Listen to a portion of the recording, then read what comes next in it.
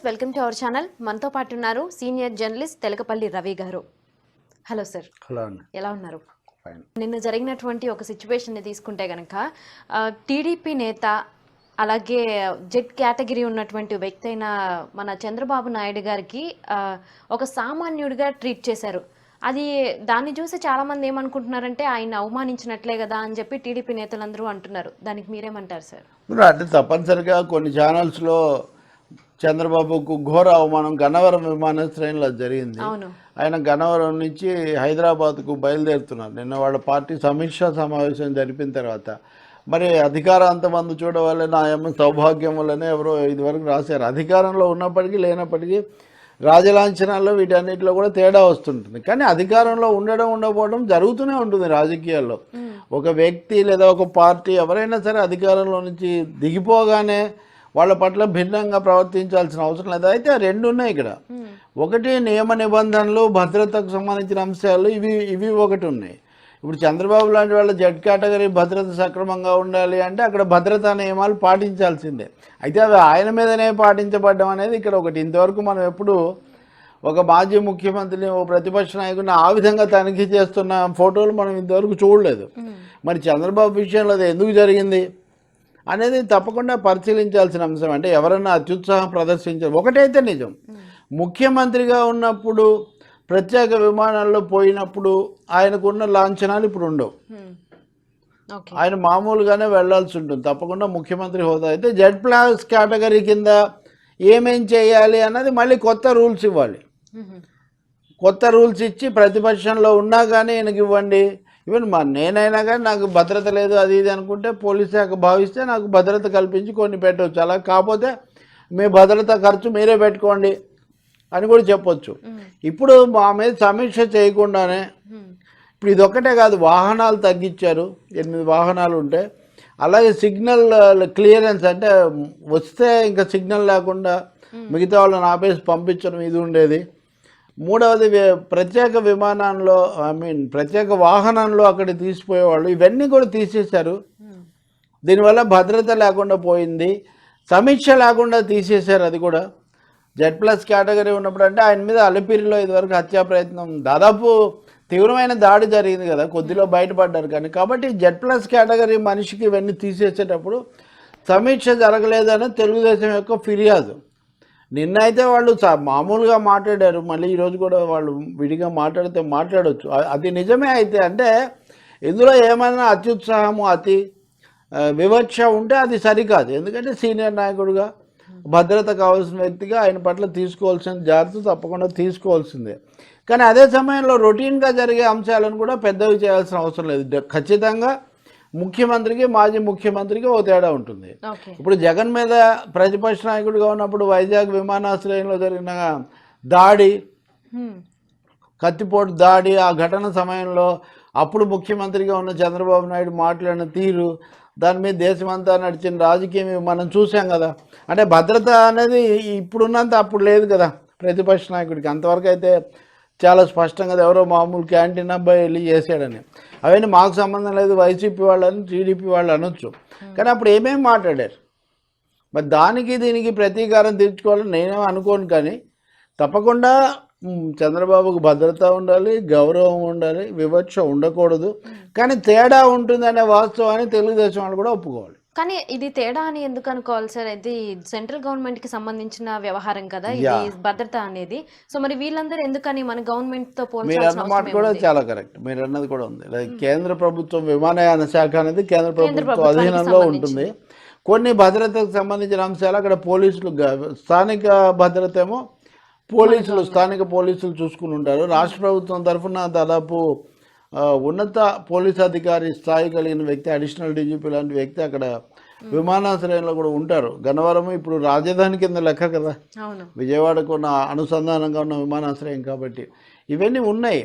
అందుకనే ఇది నిజంగా తమకు తప్పు జరిగింది, తమ నాయకుడిని అవమానించారు, అభద్రతకు గురి చేశారని తెలుగుదేశం భావిస్తే దాని మీద తప్పకుండా వాళ్ళు ఫిర్యాదు చేయొచ్చు, రాజకీయ విమర్శ కూడా చేయొచ్చు. తెలుగుదేశం చేసే అవసరం లేకుండానే ప్రభుత్వం కూడా ఈ విషయాన్ని సమగ్రంగా సమీక్షించి ఏమేమైంది, ఎక్కడైనా లోపం జరిగిందా అనేది కూడా వాళ్ళు తప్పకుండా తెలుసుకోవచ్చు. మూడవది అంత తనిఖీలు, అంత జేబులు, అంత చేయాల్సిన అవసరం ఉందా, అందరినీ అలాగే చేస్తున్నారా లాంటి సమీక్ష కూడా చేసి దీనికి సంబంధించిన పూర్తి వివరాలు ప్రజల ముందు పెడితే చాలా బాగుంటుంది. ఇంకా నాలుగవది, ఎట్టి పరిస్థితుల్లో ఆయనకున్న భద్రతను తగ్గించి దానివల్ల లేనిపోయిన ఆరోపణలు, లేనిపోయిన ఆందోళనకరమైన అంశాలు తెచ్చుకోకుండా ఉండటం కూడా చాలా మంచిది. ఎంతైనా ఆయన 15 ఏళ్ళ ముఖ్యమంత్రి, 10 ఏళ్ళు ప్రతిపక్ష నాయకుడు, అది వరకు మంత్రి, రాష్ట్రంలో ఉన్న సీనియర్ మోస్ట్ లీడర్ కదా, కాబట్టి he deserves his own dignity and respect. కానీ ఇక్కడ ఉద్దేశపూర్వకంగా ఉల్లంఘన జరిగిందా, అధికారులు అప్పటికప్పుడు ఏదైనా అనివార్య కారణాల వల్ల చేశారా, పూర్తి వివరాలు బయటికి రావాలి. తెలుగుదేశమే చెప్పాలి ఆ విషయాలు. మరి ఈరోజు ఎందుకు చెప్పలేదు తెలియదు. వాళ్ళకి చాలా కావాల్సినంత మీడియా ఉంది, ఇదంతా కూడా ఉంది, మరి ఎందుకు చెప్పలేదు తెలీదు. ప్రభుత్వం కూడా ఏం చెప్తుందో, కేంద్ర రాష్ట్ర ప్రభుత్వాలు ఏం చెప్తాయో కూడా చూడాలి మీరు అన్నట్టు. కేవలం రాష్ట్రమే కాదు.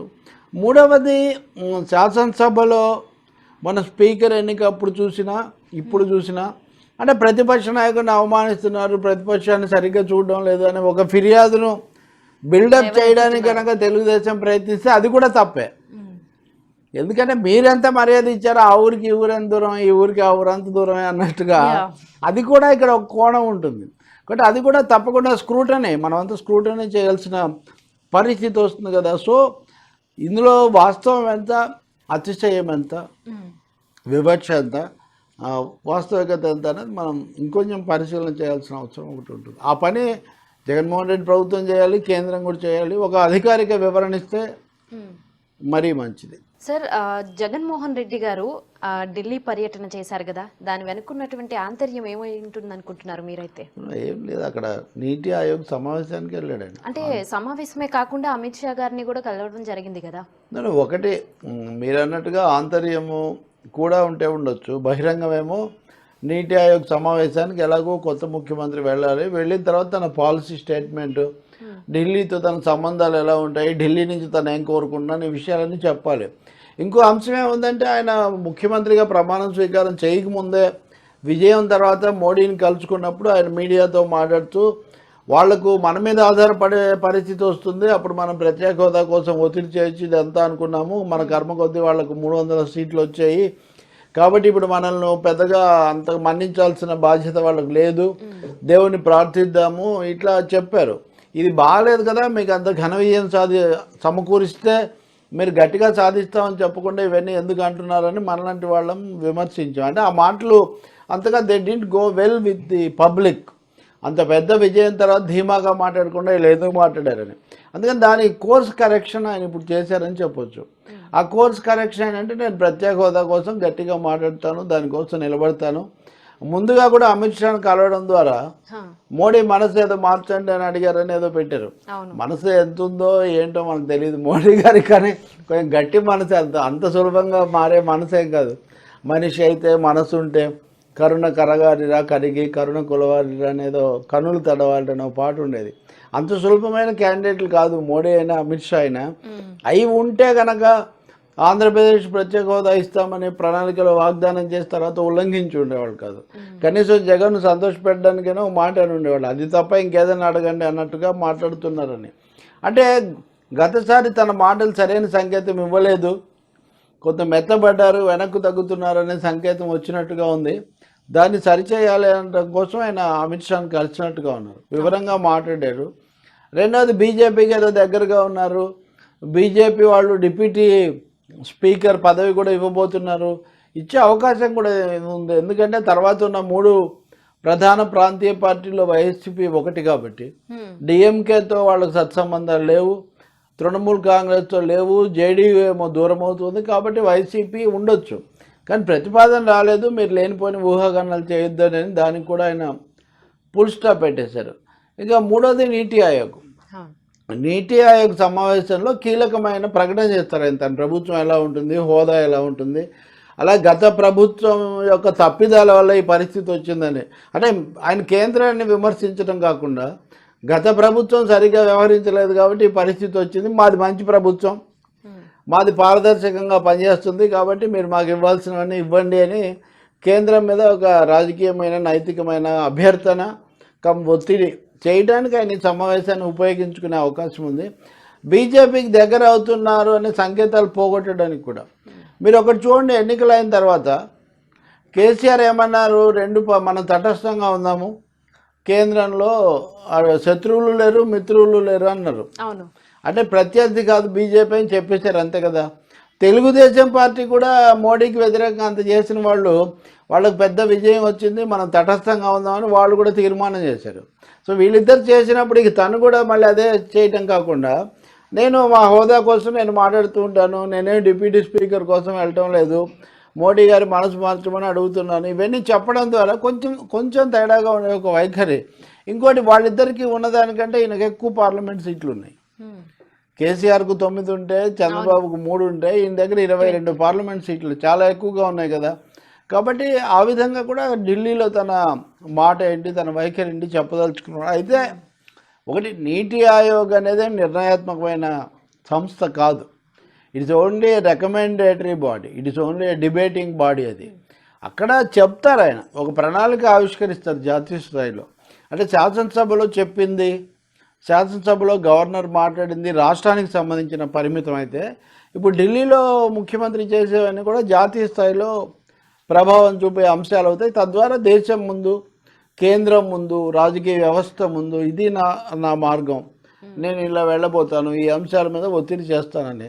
కానీ బీజేపీతో ఘర్షణ శత్రుత్వం అయితే పెట్టుకోరు, అంతవరకు చాలా ఖాయం. తిరుపతిలో ప్రధానికి కాస్త పాదాభివందనానికి ప్రయత్నించిన సందర్భం చూసినా, అంతకుముందు చూసినా.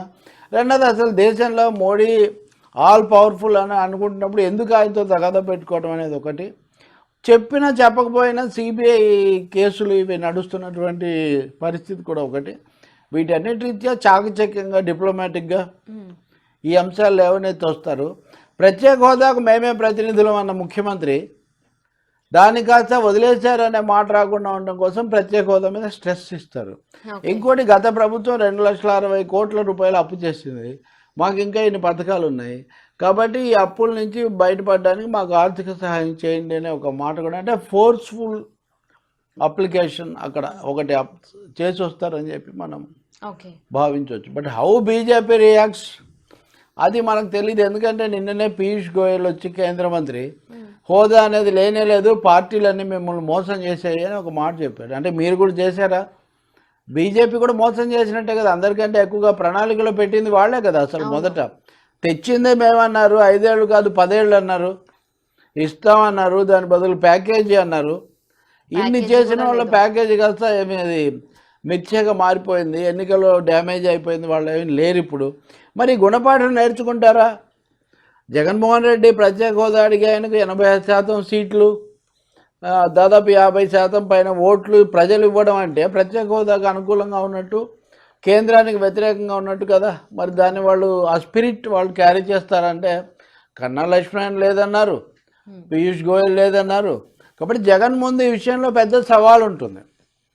రేపు పొద్దు నుంచి విమర్శకులమైనా రాజకీయ పక్షాలైనా, మీరు ప్రతిపక్షంలో ఉన్నప్పుడు హోదా మీద చాలా స్ట్రెస్ పెట్టారు, మీరు అధికారంలోకి వచ్చిన తర్వాత దాన్ని కాస్త పక్కన పెట్టకూడదు అనే ఒక ఇది చాలా వస్తుంది. సో దానికి ఎన్నికల్లో గెలవడం తెలుగుదేశం మీద విజయం అయితే, ఢిల్లీలో ఆయన మాట్లాడే తీరు, ఆయన చెప్పే మాటలు జాతీయ స్థాయిలో ఆయన రాజనీతికి ఒక సవాల్లాగా, ఒక ప్రారంభంలాగా మారుతాయి.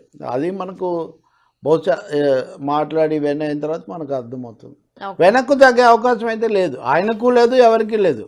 హోదా వద్దు, లేకపోతే హోదా అవసరం లేదు. ఇప్పుడు ఇంకోటి కూడా చెప్తున్నారు, స్పెషల్ ఫోకస్డ్ స్టేట్స్ అని నవీన్ పట్నాయక్ ప్రతిపాదన తీసుకొచ్చారు.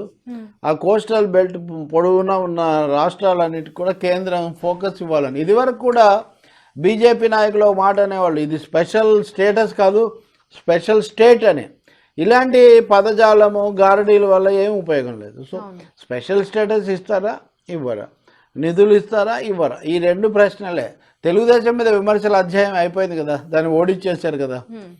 సో తెలుగుదేశం బంగ్లింగ్ వల్ల, తెలుగుదేశం తప్పిదాల వల్ల కేంద్రం ఇవ్వలేకపోయింది అన్నది వైసీపీ చేసిన వాదన. ఇప్పుడు మీరే ఉన్నారు కదా, తేవాల్సిన సమస్య ఉంటుంది.